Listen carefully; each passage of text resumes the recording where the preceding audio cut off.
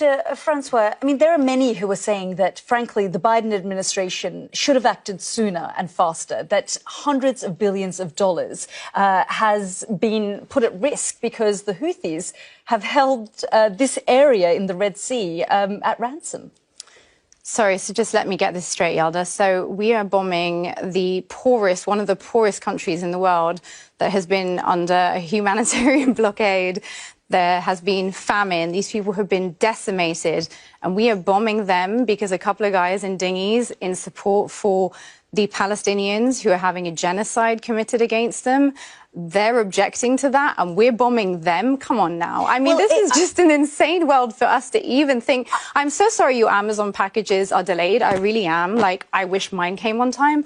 But, you know, genocide, guys, genocide. There are 2 mothers a day dying in Gaza right now. It's 109 days into a conflict in which a humanitarian crisis has been declared to the world day in, day out. By the way, Dr. Francois, there are many who are Yemen watchers who monitor and follow the Houthis who say this is doing wonders for their branding, actually, that it isn't just the Palestinian cause that they're focused on. So call a ceasefire now and end the positive branding. If you want to stop the Houthis doing what they're doing, then call a ceasefire right now. Do you genuinely believe that the Houthis would stop doing what they're doing? They have literally said that that's why they're doing what they're doing. They have not previously blocked those routes for any other reason except this one. So yes, I do. And I also think the West needs to start to understand that you cannot just go around playing cowboys in the world. There are consequences to your actions. You cannot just go around bombing people's countries, ignoring international law and expect no repercussions. For every cause, there is a consequence. And just because you don't like a couple of guys trying to resist, I mean, these are now prescribed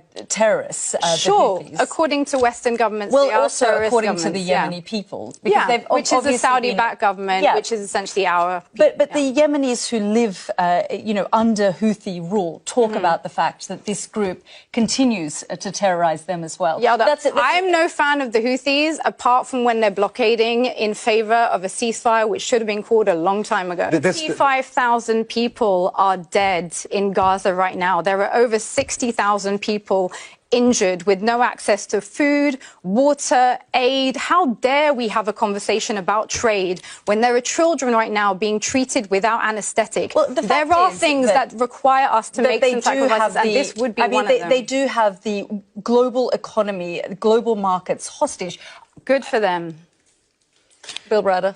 Good for them. Ceasefire now. Okay. Ceasefire now. We're going to have to leave it there. But Dr. Miriam Francois, you cannot allow these people to be decimated and expect there to be no consequences.